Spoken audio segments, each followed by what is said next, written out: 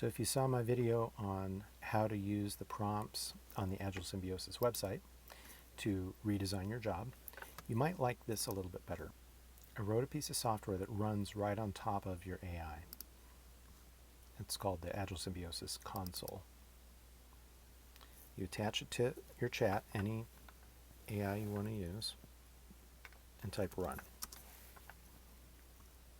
That boots it up, and it basically takes over the normal behavior of the chat interface, and the script, the software, is guiding the conversation using the content from the book, mainly the appendices, the prompts in the appendices, to guide the conversation. But it's using the power of the AI to fill in the rest of it. So it's really a symbiotic relationship between this software that I just uploaded and the real native power of the AI.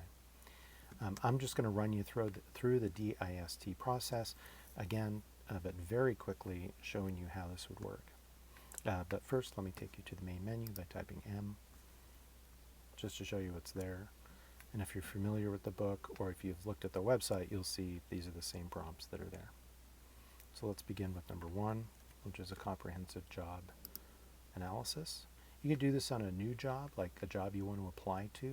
You can actually run it and see, what does this job really do? How much time do I spend on stuff, for example? Or you can do it on your own job. I'm going to run the demo, so I'm typing D for demo. So it's giving me a senior marketing manager, is what it pulled out of its hat. And it's telling me how much time I would be spending doing this job. It's telling me what's human and what's AI, where the opportunities are. Now, if this were my job and I had put this in here to analyze it, I would want to verify that, yeah, this is right, and I would correct it if it wasn't. So let's continue. Do you want to go to the next step? Yes, I want to go to isolate, which is really the sorting of silicon AI tasks and carbon human responsibilities. I want to continue with the demo, so I'm typing D. Now it's acting as an automation consultant, and it is really breaking down this job into what could be automated or augmented with AI. It's giving me the task categorization, which tasks fall into which buckets, AI ready, hybrid, or human responsibilities. Now it's asking me if I want to move to the next step, synthesize. I'm saying yes, 4. Continuing with this one. So in synthesize, we're actually taking a task and we're going to augment it with AI. So the AI is going to help us design a workflow that should save us a bunch of time. In this particular example, it's saying this should save about 10 hours per week. So that's a quarter of your job. The next step, D.I.S.T, titrate. Titrate is where you're testing. So synthesize is where you design the workflow. Now we're going to test it. Continue with the demo, D. It's representing the hypothesis of what we're going to try to do with this test and what we should find as the outcomes. It even gives us a little worksheet if we want to use. Retrospective questions, like what to ask, did this work? Let's say that was cool, we went through that, now we can just do 8, the retrospective, which is now checking to see, validating, was this really a better workflow, or did we suffer the productivity placebo and feel fast but really weren't fast, or maybe the output was worse or no better than what I could have done, a human could have done. Now, if we had run this for real, we would have taken notes while we were doing that work, that synthesized workflow, and made notes. We would have fed that back into the AI, and then it would come back with the results. So it's now confirming whether this was a good idea or not, and did it work, and what the recommendation is. Do you continue? Do you need to modify it? Do you need to just cancel this one? So the D.I.S.T process is really more of a habit you build with using AI. You're always on the lookout for things you could do with AI. That's dissolve. You're always isolating, determining if this is something AI can do or is this something I really have to do.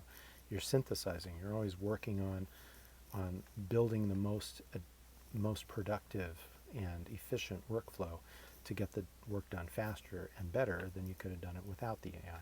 And then you're titrating, you're testing it at the end to validate that you actually produced a better result, and you saved time, and you didn't suffer the productivity placebo.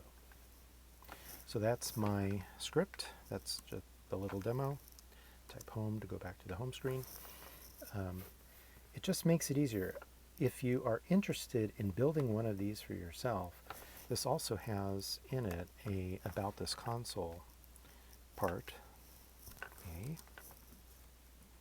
And it describes not just what it is, but how it works. And if you want to build one, it'll do that for you. It'll show you. It'll explain how to do that. There's no hand coding if you don't want to hand code or don't hand code.